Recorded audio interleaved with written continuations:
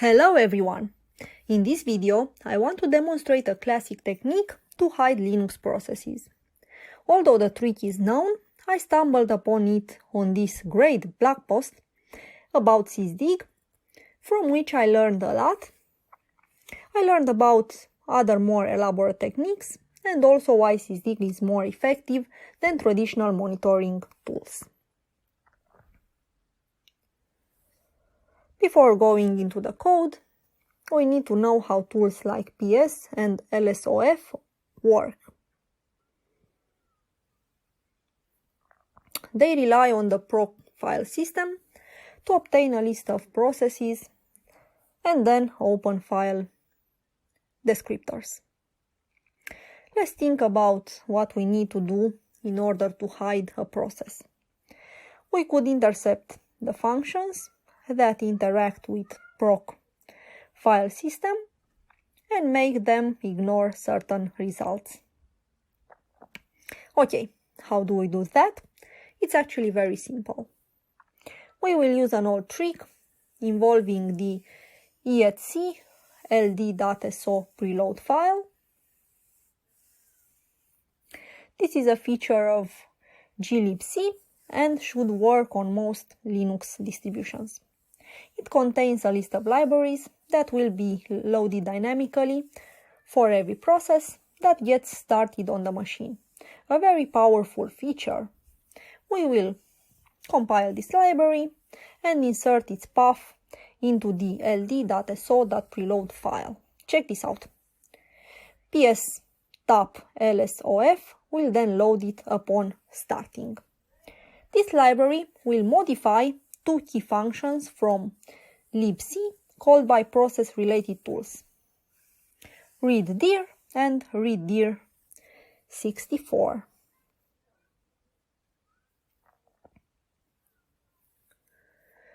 It will call the original versions of the functions, then filter specific process names from the results. This macro obtains process names from PIDs and excludes the one we want to hide. The code is straightforward and easy to understand. The name of the process to hide is hard-coded here. Alright, now that we understand how this trick works, let's see it in practice. We'll clone this repository and build it. Download went fine. Make is successful. We have the SO file, the library, its source code, and the Python script that we want to hide. Let's simplify the script because we only want to test visibility against PS tool. Delete everything and add some simple code instead. Add some lines to print a message in a loop with a short delay in between. We'll see in a moment why. Run it and switch to another terminal to check for it in the processes list. We can clearly see the evil process in the list.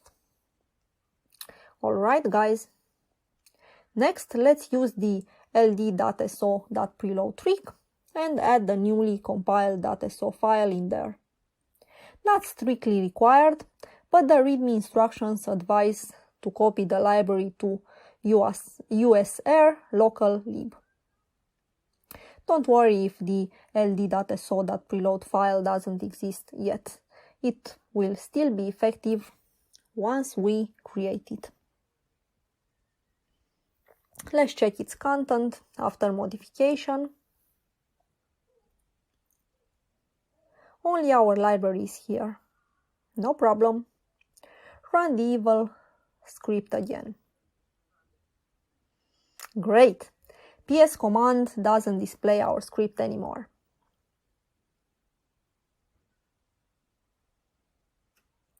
I mentioned in the beginning sysdig, which by the way is very useful. The way it works is as follows. Instead of relying on the profile system entirely, it will intercept every system call and build a picture of the system based on the calls made by processes. In this way, even if we hide something from proc file system, the tool will still see the system calls made by the process and record them.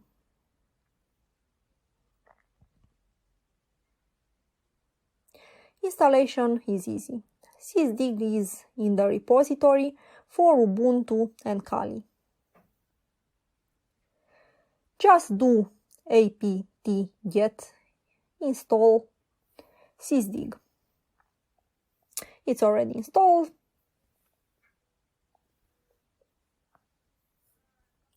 The evil process is still running in an infinite loop. It's very easy to set filters. proc.name contains evil. Notice there are no results yet. In a few seconds, we see some system calls. That's because of the 5 seconds activity gap in the Python script. We don't see the process immediately, but see its calls. Sysdig intercepted the right calls and can't be fooled that easily. There are ways to slip under the radar of Sysdig, but would require a lot more work. Hiding system calls is a much more difficult task.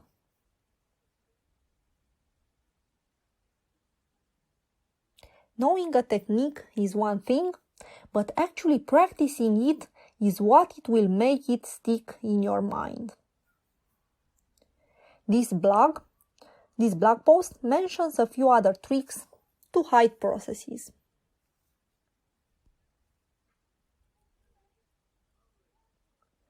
It also describes in detail how the PS tool uses the proc file system to retrieve the information to be displayed. I hope you like this video and that it sparked your curiosity. Also, there are many other things you can do with the ld.so.preload file, like modify application's behavior, perform process injection, and other tricks. Thank you very much for your time. Want more? Please subscribe. Cheers!